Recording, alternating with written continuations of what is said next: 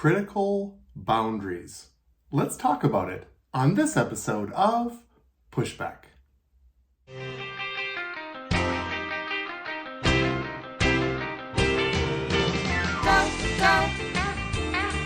Jonny, go, go. Go, Jonny, go, go. Go, Jonny, go, go. If you're concerned about the direction our culture is heading, then maybe it's time to push back. Hello, everyone, and welcome to Pushback. I'm Dr. Jonny, and thank you for tuning in again this week for hopefully another powerful podcast regarding our culture and the role that we play as Christian families in the culture. I'm so glad that you tuned in again. It's like 15 below wind chill or whatever. You can actually see on my cheeks, if you're watching on YouTube, that my cheeks are a little chapped. I was just outside before coming to do this recording, and it doesn't take long before your body begins to get that deep down body cold. So that's life in Minnesota, and we knew it was coming. We kind of had a spoiled early winter, and now winter is upon us. So that's okay. We'll be okay. I want to talk this week about boundaries. It's such an important word. It's a word that's thrown around so often. And I'm beginning this series in this 5th season of my podcast, basically entitled We Are Killing Our Kids. And I know that sounds like a heavy, negative title. But as I mentioned in the first episode, and if you haven't heard the first episode of season 5, I encourage you to go back and listen to that, because that sets the stage for really my heart for this year. I believe our children is sort of the universal language of attention, meaning sometimes we don't care about ourselves and the way that we treat ourselves. Sometimes we don't even care about our country or our community or a lot of different perspectives. But our kids, I think it's most likely that over 99% of the people want what's best for their children. And when we talk about what's best, the word is ways. The ways of living, that's the best, the highest quality, the way of living that puts our children in the best position for them to be healthy and for them to thrive and for them to have purpose in life. And that's the point of this podcast, and definitely what we're talking about today. We talked about the 4 Ps. See if you can recite them if you've been listening. It's parents, pseudoscience, Pharisees, and politicians. I believe those are 4 areas that influence our children, influence the ways that we live, and I'm going to address all those. Of course, I'm starting with parents because I believe if we can empower parents to be everything that they were called to be, I think a lot of these other problems would simply fall away. And not surprisingly, in our culture today, parents are under attack. Not under attack like we're doing something wrong, under attack like we have no influence. The culture today is trying to disempower, to disconnect parents from their children. We think best friend is the highest form of relationship. And the goal is to remove the influence of parenting in a child's life so that other cultural influences can take over. And we're not going to let it, are we? We're not going to let it. In order to do that, we have to be powerful parents, and we have to know what parenting is really for. And at the heart of parenting, what I really want to jump into in this podcast is the word boundaries. Again, a word thrown around a lot. But it really stems from the fact of the understanding that we are a voice in our children's life. We are responsible for our children. Now, the word responsible has the root word response, meaning we're responding to heaven. We've been given something by heaven, and we are supposed to represent, we are supposed to respond to what heaven has given us. And so in order to do that, we have to be a voice. We have to be a powerful voice. It's not just about power, it's about influence. We need to be an influential voice in our children's life, the most influential voice short of the voice of God himself. There's nobody else that can do it. There's nobody else that can parent your children. And in order to be that voice, there needs to be value for the voice. And we train our children to value our voice and to, more importantly, value his. How will they hear and honor his voice if they don't hear and honor yours? It seems simple, but it's tricky, isn't it? And it's so important that we stand in that place. We stand in the gap on behalf of our children to be that voice in their lives. To have them listen and obey us. To value the voice is critical and it's cultural. There are critical boundaries and there's cultural boundaries. It's critical because in Ephesians 6:1-3 it says, "Children, obey your parents in the Lord, for this is right. Honor your father and mother, which is the first commandment, with promise that it may be well with you and you may live long on the earth." I call this like a seatbelt commandment.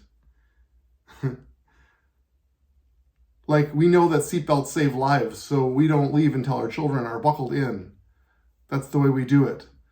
Well, our children listening and obeying us, honoring their father and mother, is actually connected to long life, the Bible says. He points it out, a first commandment with the promise. And this is the promise, that it may be well with you. We want our children to live well, healthy, whole. We just covered that. And that you may live long on the earth. It actually prevents death. That's what the Bible says. Obeying your parents is critical. Obeying your parents and listening to their voice is cultural. And you start right away with the oldest child. Obedience isn't an optional choice. And we do this so that the Father's voice isn't an optional choice. We just listened to our pastor a few weeks ago, and he was talking about the will of God and listening to the will of God. And sometimes we ask for the will of God and we get it, and then we put it on this buffet table as multiple choices of options. We can do what we want, we can do what our spouse wants, we can do what our parents want, we can do God's will, we can have a breadstick. We work our way down this buffet table as if his will is just one of the options. We don't want to raise our children to just see God's will and his voice as just another option. We want his voice to be non-optional, to be something we listen to, and our first reaction is to obey. And they learn that, they are trained in that, and how they listen and obey your voice, parents. If you have children who aren't listening, aren't obeying, you can't capture their attention. They do whatever they want. They're living outside of the cultural truth of the kingdom. And it's a dangerous place to be, and it's countercultural. Amy and I love to tell the story of our Silas when I think he was about 6 years old, and he was at the dining room table. And all 8 of our children were there at this time, and Amy and I were at the heads of the table, and Silas lipped off to me. He said something very disrespectful to me as a 6-year-old. And we remember the moment he said it, the other 7 children all gasped. They all went, there was like this inhale. And immediately, Silas realized what he said, and he turned to me and he said, "I'm sorry, Dad, I never should have said that at age 6. And Amy and I just smiled because the culture took care of it. Now, I know it doesn't always work that way, but in this particular circumstance, Silas knew what he said was countercultural and it felt off. Everybody else knew it in the room. He knew it. And we didn't have to parent one thing. The culture took care of it. So when we establish a culture of obedience in our homes, the culture often takes care of it. And the end game is that the Father's voice is also not optional. So let's talk about boundaries. They're talked about a lot, but I don't really believe that they're completely understood. I don't believe that we understand the purpose and the point of boundaries. See, boundaries are something that's placed by someone who lovingly puts them around somebody to give them space to actually operate in complete freedom. See, now the world will tell us that boundaries are there to constrict us and to restrict us and to control us. But actually, that's not what boundaries are for. Boundaries are there so that we have a space to actually live in complete freedom. Adam and Eve were placed in the garden. It's a garden principle. They weren't responsible for the whole world. They were given something called Eden. And they had boundaries, and they had things that they were supposed to do and to tend and to keep. and there were things that they were not supposed to approach and eat. Boundaries by a loving father that was put around them, not to enslave them, but to actually offer them freedom. And here's the deal. When boundaries are in place for our own good and for loving purposes, when we live outside of boundaries, we actually become sick and unhealthy. That's the point of knowing where the boundary is and having our children learn why they are there. It's because living outside of that boundary isn't best for them. It goes back to the ways and to the culture and the way that we live. We want our children to be healthy and free. Because a loving father doesn't want you sick and in pain. It doesn't take long into the book of Genesis before we realize the sick and pain of living outside of the boundary and in sin. It was very clearly evident in a very short period of time what living outside of a boundary looked like. And the same is true for your children. The Bible gives us parameters of healthy living, not to constrict us or to make us feel enslaved or bound, but actually to give us freedom, knowing that when we live inside this boundary, we actually operate in complete freedom. We are naked and we are unashamed. It's the culture that He created for us, and it's a beautiful, powerful thing.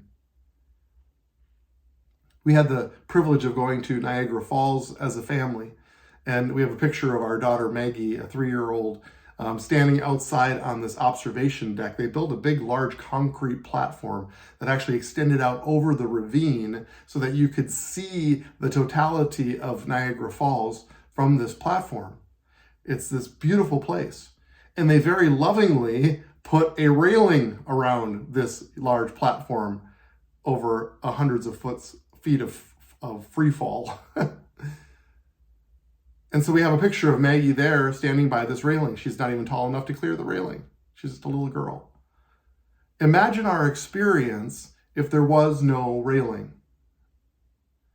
See, we wouldn't have allowed our children to go out there at all. They would have actually not operated in freedom. It would have been more constricting to not have a boundary. In fact, there would have been anxiety and fear and worry if our children went out there unattended. It would be life-threatening. And my friends, we're talking about we are killing our kids.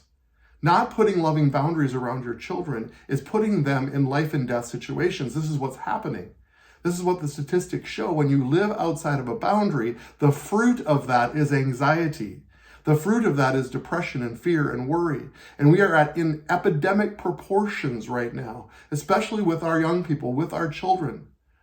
There are statistics that are coming out that say 6 in 10 girls are suffering from clinical anxiety, and a vast majority of those are on medications to treat anxiety. What is going on? It's because there's no boundaries. They're living out on a platform over a ravine, and they're living in fear and anxiety because there's nothing that has been put around them. So instead of living free, they actually live more constricted. They are trapped in their fears and their worries.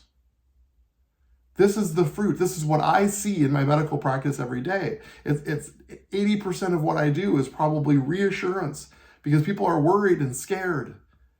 And they're living a lifestyle outside of a boundary that has actually made them enslaved. See, a boundary isn't about constriction or control. It's about security and comfort. We could let our kids go out on this platform and freely look at something that they would never be able to see otherwise. It's security and comfort. And we all know the toddler that continues to touch the thing that you tell them not to touch. And the reason is they want to know if the boundary is there, because when we are consistent in enforcing the boundaries, it actually creates security in a child's heart and in their psyche.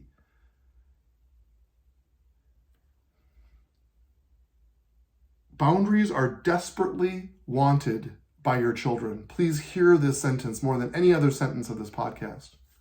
Boundaries are wanted by their children. They may roll their eyes and they may push back and they may resist some of the boundaries that we place around them, but make no mistake about it. What they feel in their core and in their spirit and in their soul is love, protection. They are cared for and they are comforted by parents who actually love them enough to not only put boundaries around them, but to enforce them. So it's critical. It's cultural. Your voice matters. And boundaries are beautiful and powerful tools for us as parents. Now, they need to be clearly communicated because there's nothing more frustrating to a child than to be uncertain about where a boundary is, or if it's movable, or if it's optional, or if you have no real resolve to keep it. A boundary has to be clear, it has to be unified between parents. It needs to be intentional and talked about. And oftentimes, not all the time, but oftentimes, even reasoning behind it. Why it's important. I need you home at 11 o'clock because nothing good happens after 11 o'clock. And you explain to them the importance of their safety. And you put those loving boundaries. It's about communication. It's about speaking to your children and have them understand where those boundaries are so that they feel loved and cared for. Isn't that really our goal? So at the conclusion of this podcast, I want parents to evaluate the boundaries in their home. Are they healthy? Are they fruitful? Are they bringing health and wholeness to our children? We've just been talking to our children about decreasing screen time. It's nothing punitive. It's nothing they're doing wrong. They're not watching wrong things. It's just, is it profitable? Is it healthy? Can we limit how much we watch? There's just things that we constantly need to be evaluating and being intentional in our parenting towards our children. And my friends, now is the most important time in history that we operate with extreme intentionality regarding boundaries around our children. The world today is blowing up boundaries, and the result has been disastrous. And so we need to love our children enough to be intentional and voice clear boundaries over their lives. It's critical. It's critical that they listen to us and to our hearts. See, boundaries are a lifelong process. We still operate in boundaries. I'm a married man. There's boundaries around our relationship with my wife and what I can and cannot do that would be healthy or would be unhealthy for our marriage. There are boundaries around our home and the way that we operate. There are boundaries around the way I treat people. There are boundaries the way I live practicing medicine in the emergency department. There are things I can say and things I can't say, and the way I should treat people, the way I shouldn't treat people. Boundaries are always around us, and they're healthy and they're good. And we as Christian families, we as Christian parents need to be on the forefront of communicating boundaries to our children as an expression to the world and to our culture what healthy looks like. See, we're not responsible for the whole world, and that should make us feel very relieved. Adam and Eve weren't responsible for the whole world. They were given something called Eden, which was theirs to tend and keep. We also have areas of influence in our lives that are ours. We're not responsible for the whole world, but I guarantee you that your children are in the realm and the sphere of your responsibility, your response of heaven, and they are yours. And boundaries are a lifelong process. Proverbs 22:6, train up a child in the way he should go, and when he is old, he will not depart from it. What is it? It's the training. It is the boundaries. It is the culture that you've established over your children so that then when they are older and they still know what is culturally appropriate and they still know when they cross the boundary, they still know because it'll feel countercultural to them. And the things that they do for the kingdom will feel cultural to them because that's the way they were raised. Yesterday was my son's 27th birthday. If you're listening, Jake, happy birthday. And I went to a Wild game. Actually, interesting, I didn't even plan this. I'm wearing my Wild hoodie right now. We went to a Wild hockey game last year, and we just hadn't gone for a while, and we're like, it'd be fun. and we're kind of getting into hockey a little bit. So we're like, let's go. So just he and I went, and we had just the most wonderful time. And we're coming out of the XL Energy Center, and we were parked just right across the street. And we were walking away from the stadium, and I walked up to my Jeep and got in the car, and Jake wasn't there. I lost him. I lost my son somewhere between the stadium and the car. And I was like, well, that was weird, because I was just talking to him, and I couldn't have turned my back more than a couple minutes, and poof, he was gone. And so I got back out of my Jeep, and I walked back into the parking lot, and I was looking around, and I looked over a little divide, and he was down talking to a homeless woman. And it warmed my heart. Of course he was, because that's who my son is. I was thinking about beating traffic and hightailing it out of there. My son was operating in his culture and who he was created to be. And he was encouraging her and ministering to her. And I'm reminded of, didn't you know that I'd be in my Father's house? I know how Mary and Joseph felt, even just for a split second. But this is what we're training our children to do, not only do, but to be. Operating in their culture that they were created for, and when they are old, they will not even depart from it. It's such a blessing to see our children operate in boundaries. And we need to be brave enough also to discipline when they cross a boundary. And I can talk more about that in a future podcast. But in the meantime, I want to encourage you to be intentional as parents in regards to boundaries around our children. It's for their health, it's for their goodness. And when our children are living outside of boundaries, the culture is killing them. It's not too big of a statement. The statistics show that it's true. They are longing for boundaries. They desire boundaries. They celebrate boundaries. And it creates that security and comfort in their soul that they are longing for. And we as parents can't drop the ball. We as parents need to be on the forefront of influence in their lives. Because that's why we're here on this earth. That's why we are here for them. That's why they are part of our response and our responsibility. So with that being said, let's go together now to set and shape the culture.